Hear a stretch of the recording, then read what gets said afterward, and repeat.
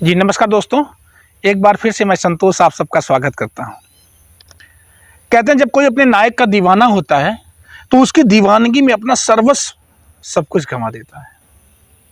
आज 6 दिसंबर है और एक ऐसे महामानव महानायक की चर्चा हम आप लोगों से करना चाहते हैं जो भारत के करोड़ों करोड़ दिलों में राज करता है।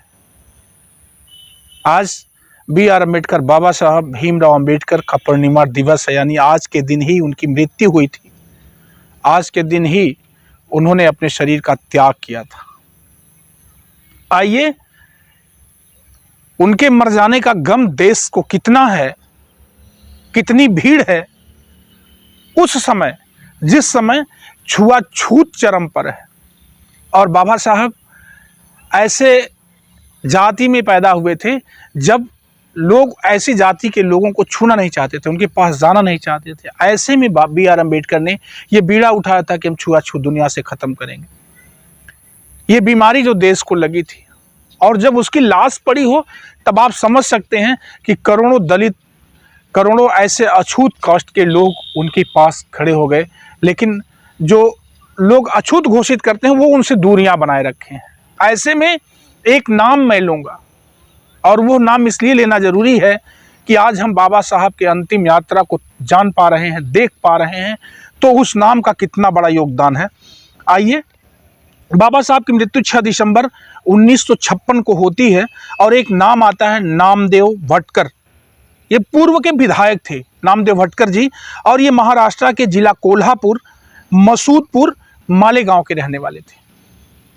अब पूर्व में विधायक थे तो निश्चित तौर पर थोड़ी बहुत अच्छी खासी संपत्ति थी, अच्छा खासा काम था और इनके पास नाटक, साहित्य संपादन, सिनेमा, आकाशवाणी में काम करने का शौक भी था और प्रेस भी चलाते थे। लेकिन जातीयता और छुआछूत का जहर जो पूरे देश में चल रहा था, उस जहर से कहीं ना कोई परेशानी नामदेव भटकर को भी थी। इस समस्या को देखने के बाद इनको बहुत पीड़ा होती थी। ये बाबा साहब के रास्तों पर चलना चाह रहे थे, दुनिया को छुआछूत से मुक्त करना चाह रहे थे, जो बीमारी देश को लगी थी। ऐसे में नामदेव भटकर को महाराष्ट्र सरकार ने पहला दलित मित्र पुरस्कार दिया था। दलित मित्र पुरस्कार, जो पहला पुरस्कार महाराष्ट्र सरकार ने दिया, वो नामदेव भटकर को ही दिया था। ये नाम बहुत कम सुनने को मिलता है, लेकिन आज इस नाम की चर्चा इसलिए कर रहे हैं कि ये जो योगदान दिया है इन्होंने, वो कम से कम हमारे बीच में पुनः जीवंत हो उठे। आइए, आने वाले समय में बाबा साहब की अंतिम यात्रा का महत्व जान चुके थे कि जब बाबा साहब की डेथ हुई तो उनकी अंतिम यात्रा का महत्व क्या होगा। आने वाले कल में जब हमारा देश और 20वीं सदी को क्रॉस करेगा, 21वीं सदी को क्रॉस करेगा, तो बाबा साहब की जीवनी को जानने के लिए इस अंतिम यात्रा का महत्व कितना अच्छा रह जाएगा। इसलिए इनके मन में था कि काश इस अंतिम यात्रा की एक वीडियो बनाई जाती, फोटो खींची जाती। लेकिन उस समय, उस ज़माने में वीडियो बनाना, फोटो खींचना बहुत कठिन था, बहुत कठिन था। ऐसे में नामदेव ने जब 2-4 पत्रकार बंधुओं से, 2-4 फोटो कैमरा चलाने वाले लोगों से बात करी, क्योंकि ये सिनेमा के शौकीन थे, आकाशवाणी के शौकीन थे, ये पत्रकारिता भी करते थे, प्रेस भी चलाते थे, तो लोगों से बातचीत करी इन्होंने। जब बात करी तो लोगों ने मना किया कि यार वो आपके नेता हैं, आप समझो, हम लोग क्यों जाएंगे भाई, हमारे लिए तो अछूत है, हम उस भीड़ में जाना ही नहीं चाहते, जिंदों को हम छूते नहीं, मुर्दों में फोटो खींचने जाएंगे हम। और चूंकि ऐसे ही धनी धनाढ़ लोग जो फॉरवर्ड श्रेणी से आते थे, उन्हीं के पास कैमरा होता था, उन्हीं के पास पैसा होता था, तो लोगों ने मना किया। जब मना किया तो इनको बड़ी पीड़ा थी। रात्रि के 10 बजे थे जब ये सूचना इनके पास आई थी और सुबह बाबा साहब की शव यात्रा निकाली जाएगी, ये जानकारी उनको है। लेकिन इन्होंने क्या किया, अपना प्रेस गिरवी रख दिया 1500 रुपये में। 1500 रुपये में वो अपनी प्रिंटिंग प्रेस गिरवी रख देते हैं और बदले में 1500 रुपया मिलता है। और इन्हें आंकड़ा था कि बाबा साहब के अंतिम यात्रा की वीडियो बनाने में लगभग 1400 रुपये का खर्चा है। ये चले जाते हैं। कैमरामैन शंकर राव सावरकर एक नाम आता है। कैमरामैन शंकर राव सावरकर से मिलते हैं, उनसे बात करते हैं और उनसे कैमरा किराए पर लेते हैं 150 रुपये डे के हिसाब से। और 3000 ऐसे रील लेते हैं जो निगेटिव रील कही जाती है। 3000 फीट निगेटिव रील की खरीद करते हैं और ये सब मिलाकर के जितनी अनुमानित खर्चे की बात थी, जितना उनके दिमाग में चल रहा था उतना पूरा खर्चा लगा और नामदेव भटकर के पास ये सारी व्यवस्था हो गई।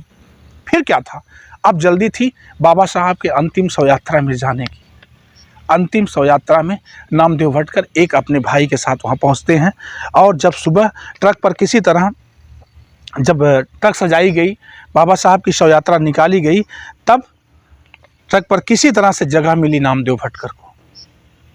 और नामदेव भटकर जब ट्रक पर खड़े हो जाते हैं अपने साथी के साथ, तो पहला शॉट खोदादाद सर्किल पर लिया गया। यानी पहली जब रील की शुरुआत करी गई तो पहली फ़ोटो जो है बाबा साहब की वो खोदादाद सर्किल पर बनाई गई, खींची गई और वहीं से वीडियो रिकॉर्डिंग की शुरुआत की गई। पूरी अंतिम यात्रा को शूट करने में लगभग 2800 फीट रील ख़त्म हुई थी। 2800 फीट रील लगभग ख़त्म हुई थी। पूरी अंतिम यात्रा को नामदेव भटकर ने कैमरे में कैद कर लिया। बड़ी खुशी थी, बड़ा अच्छा लग रहा था कि मैंने मेहनत किया और मेरी मेहनत सार्थक हो गई, सफल हो गई। वीडियो बन के कैमरे में तैयार है। लेकिन उस समय की व्यवस्था, आज तो हम यूट्यूब जो चलाते हैं, जब मोबाइल से वीडियो बनाते हैं, एडिट मिक्सिंग कर लेते हैं, तुरंत काम खत्म हो जाता है। लेकिन अब कच्ची रील में जो निगेटिव रील है, निगेटिव रील में जब वीडियो पूरा हो गया, अब रील की धुलाई करवानी है, उसकी एडिटिंग मिक्सिंग करवानी है। अब इसके लिए पूरा वीडियो कैसे तैयार किया जाए, पता चला कि 3000 रुपये का खर्चा आना है।